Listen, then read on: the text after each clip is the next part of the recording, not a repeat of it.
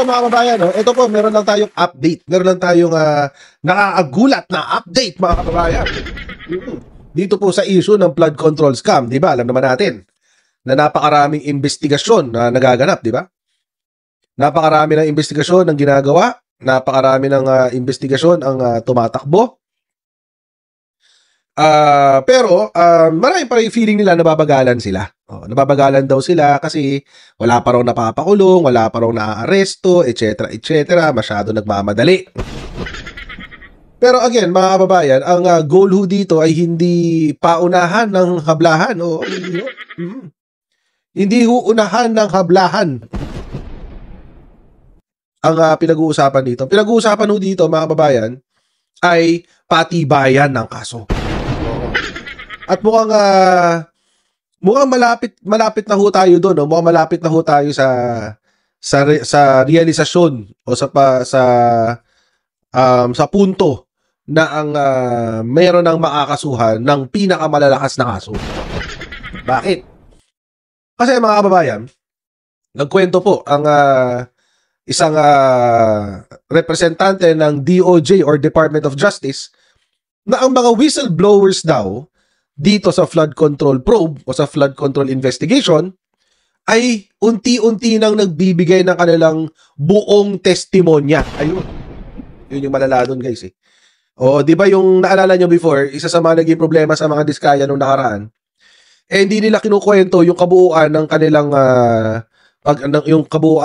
kanilang mga transaksyon at kahit ano pa. Di ba nililimitahan nila doon sa ano lamang, sa parte lamang ng 2022 hanggang 2025. Actually, di pa ka 2022 eh. Yung last half ng 2022 kung saan si PBBM naging presidente. Ay nilang pag-usapan yung panahon na nung sila ay nag-umpisang yumaman, which is 2016. Pero that is not the case sa mga ibang witnesses. Hindi ko ganun ang sistema sa mga ibang witnesses. Apparently, sa mga iba pang whistleblowers, sila po ay nagkukwento ngayon sila ay nagkukwento ng walang tinatago. Buti na lang. Wala na silang tinatago, mga kababayan. O tell all na ang ginagawa ng mga ibang whistleblowers, mga kababayan. Ito ang balita tungkol dyan. Whistleblowers to give full testimonies in flood control probe. Yan po ang sinabi ng Department of Justice. Sabi, the DOJ said Friday that whistleblowers in the flood control investigation are now providing full accounts of alleged kickback schemes against officials of DPWH and, take note, some lawmakers. Ito na, mga kababayan. Mukhang makakita na naman tayo ng mga senador at congressmen na makukulong, mga kababayan.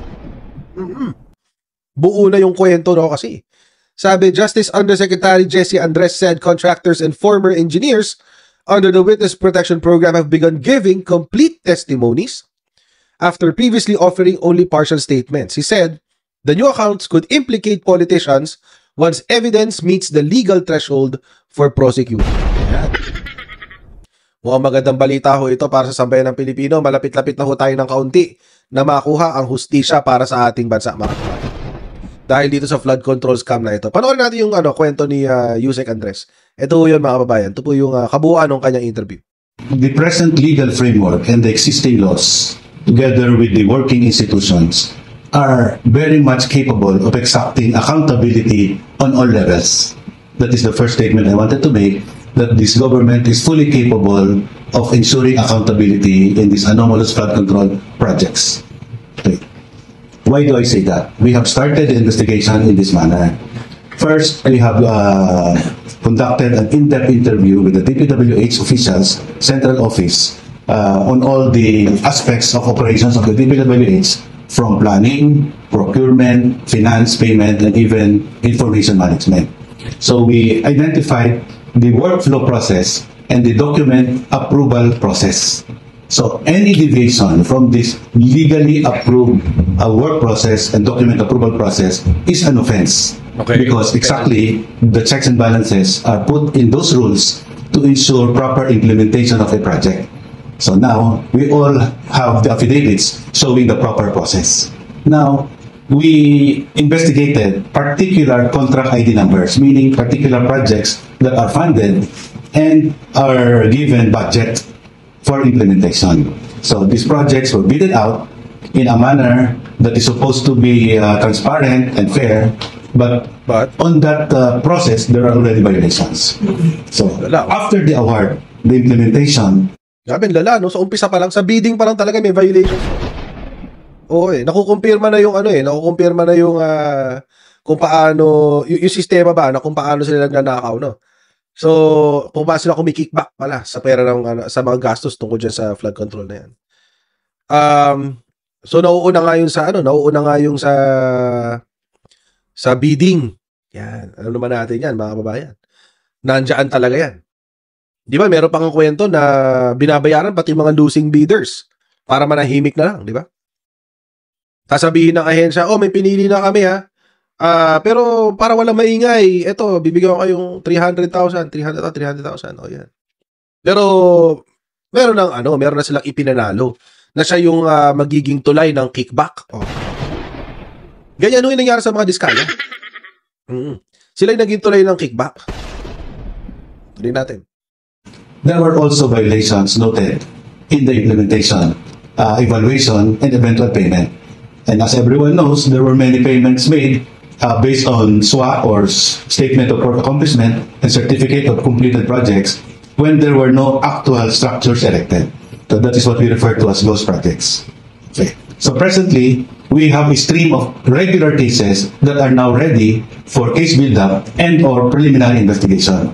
So on Monday, November 10, the first schedule of preliminary investigation for the flood control projects is set, and they will be confronted with all the evidence gathered by the task force, and they will have the opportunity to explain their side.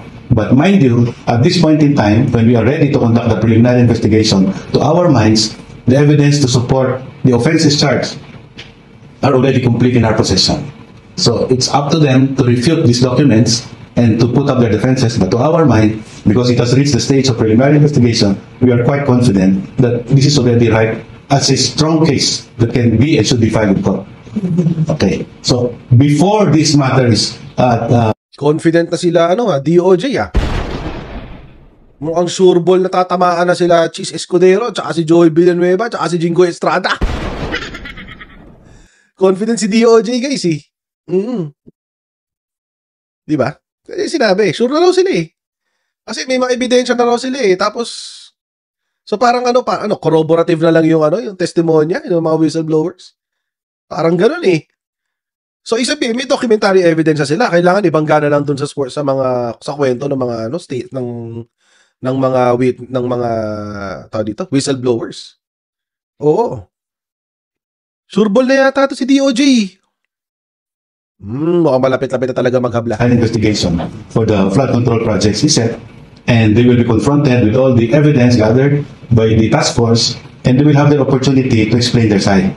But mind you, at this point in time, when we are ready to conduct the preliminary investigation, to our minds, the evidence to support the offenses charged are already complete in our possession. So it's up to them to refute these documents and to put up their defenses. But to our mind, because it has reached the stage of preliminary investigation, we are quite confident that this is already right as a strong case that can be and should be filed in court. Okay. So before this matter is referred to for preliminary investigation, both the DOJ and the Ombudsman conduct fact-finding. In the DOJ parlance, we call it case build-up.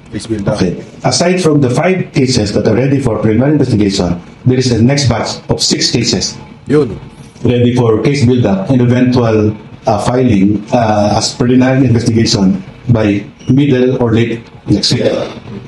Okay. This will involve higher officials. The first batch involves only DPWH officials, district engineer down, assistant district engineer, the project manager, the engineers, even the back members, and the contractors will be part of the respondents.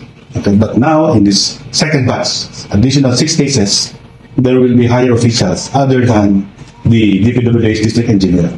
For the next batch, there will be proponents or politicians involved in downloading and who availed of the kickback.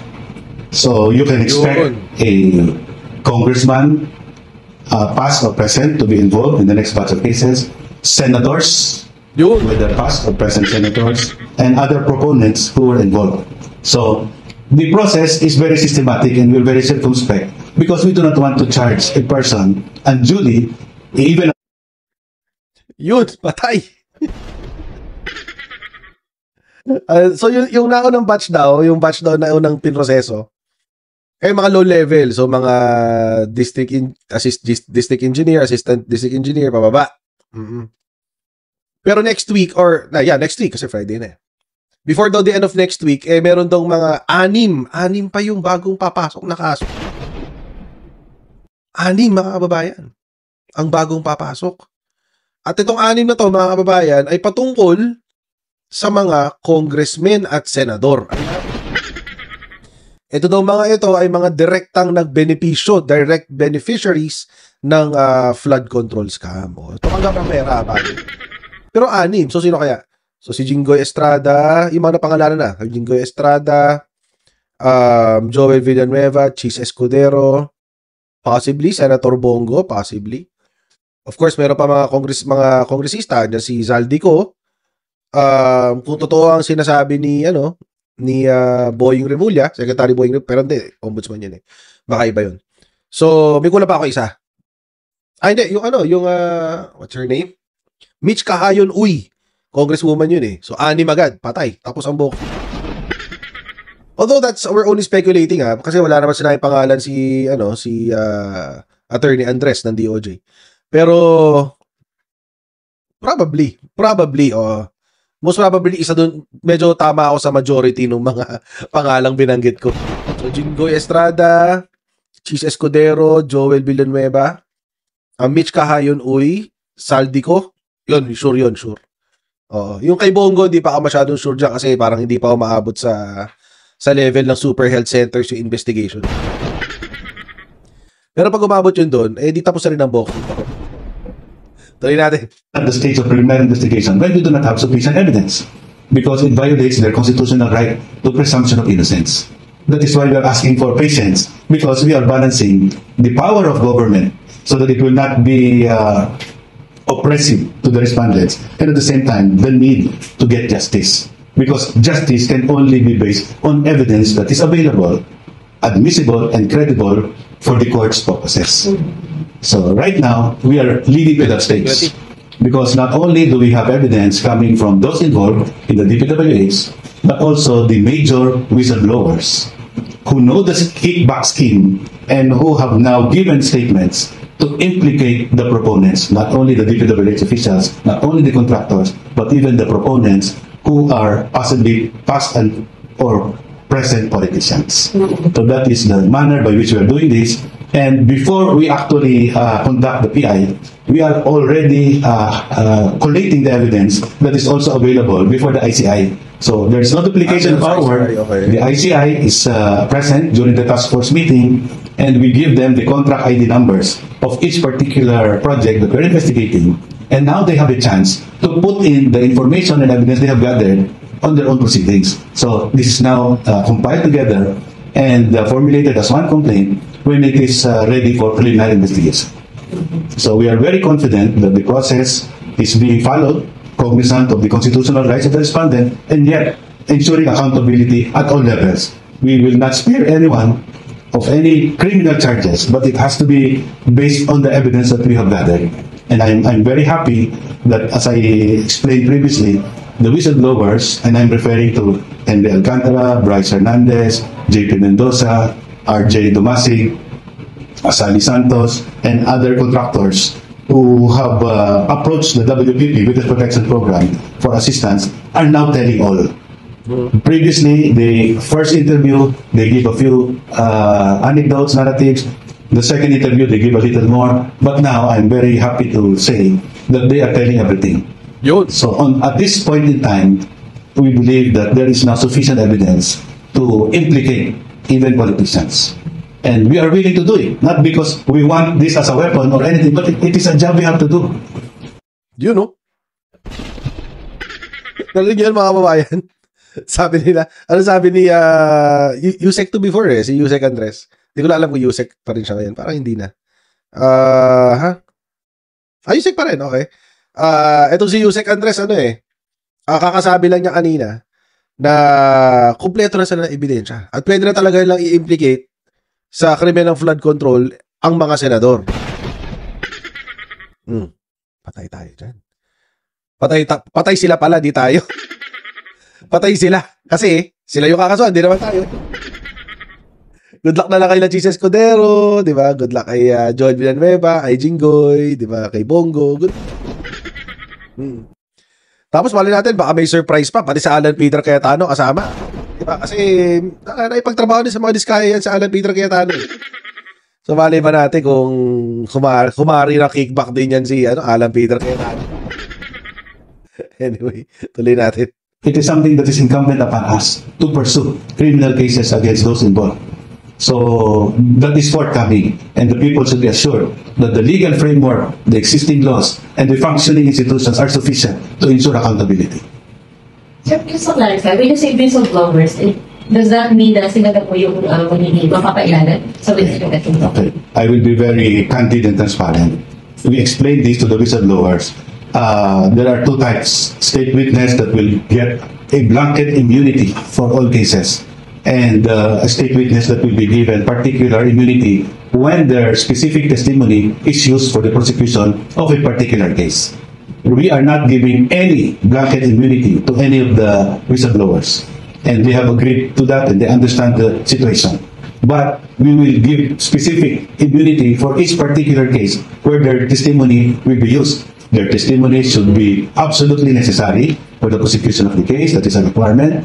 That their testimony is also supported and corroborated on its material points by other evidence, and that they are not the most guilty in the scheme of the crime. So when they qualify, they will be given particular immunity for the case where their testimony will be offered. Yun.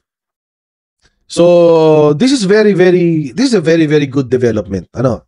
Napakagandang development po ito para sa atin at lalo na para sa nag-iimbestiga at nagmo-monitor dito sa development sa flood control scam. So, practically, mga kababayan, ang sinasabi lang na ang in-update lang ni Yusek Andres, meron ngang mga whistleblower na nag-tell all na.